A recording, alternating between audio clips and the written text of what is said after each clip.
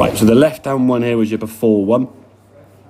More hands and arms and wrists. It's not really, I mean, your right knee and hip are barely moving at all there, and the club's gone above your head, almost starting to complete your backswing. Not much twist here now. This is more now just being lifted with your arms and complete. So you get quite a narrow effect with the club. Your arms are very short and quite almost like T-Rexy sort of sidecar impression. And then as you come back in the golf ball now, the club, as we can see, is matching up with that right, so the left forearm in there. Club's very steep, coming in the golf ball, very sort of like get out your own way, trying to sort of feel quite tucked up and quite awkward at the golf ball in that way. So just look at that backswing there. The practice movements you need to do now are moving there. So see the pocket on your right leg now. Yeah. This is how your takeaway needs to be, okay? So you're moving the body, the torso, and then your arms are continuing. Now, that's obviously gone a bit further than you anticipated. Yeah, we want it sort of somewhere down here. This is the first few times of doing it, to be fair, so that's all right. But getting used to that sensation of how the body's going to work, okay?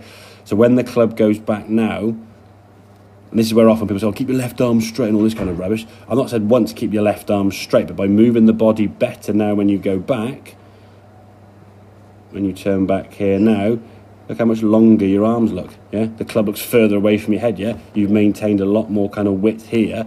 So when you start coming back down to the golf ball now, when you unwind, that club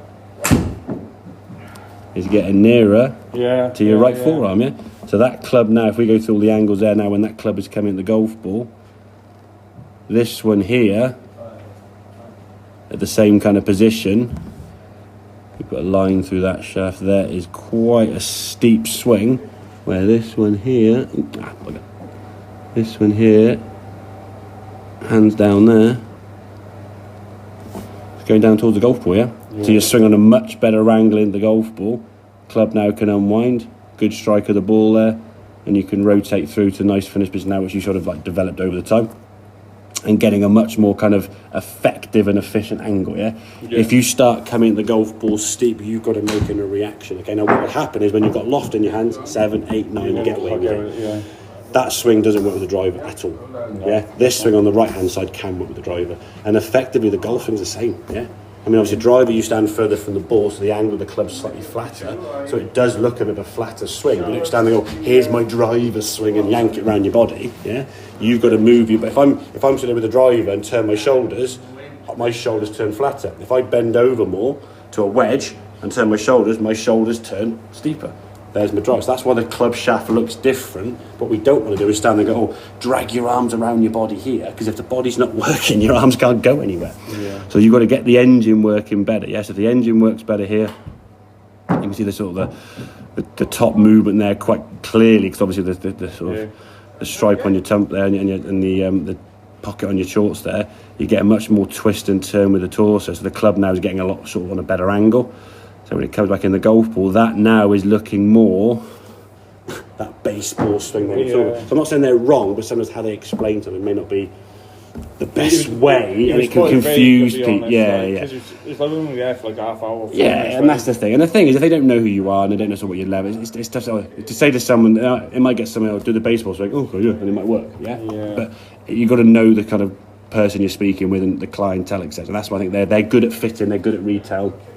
They're not maybe as good as teaching. I'm good at teaching them. I'm not as good as retail. Doing custom fitting, I'd admit that I wouldn't custom fit a club to anyone or do all that kind of stuff. So I'm not saying they're wrong in teaching or helping. They're just trying to help you. And they are good boys, I know, in fairness. So, but sometimes the stuff they try and explain it's correct, but it's not the best explanation.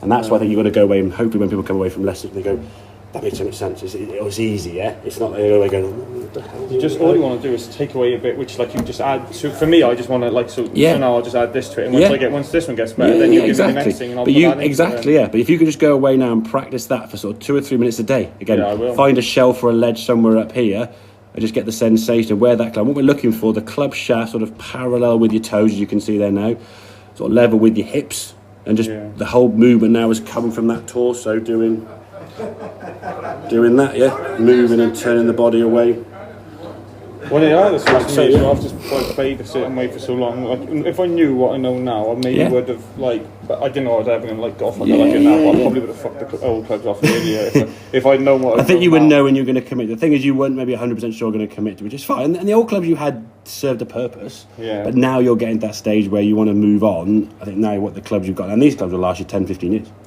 I mean, that's the thing. They're an investment. Yeah. This year I want to actually get to a decent level, so I actually have time to play this year now. I'm not doing work. There's no reason why you can't get a handicap and get down to a reasonable sort of breaking 100 easily. I want to get to if I can get to a 20 handicap, I'll be over the moon this year. You could do that, mate. That's definitely doable. Definitely doable. Yeah.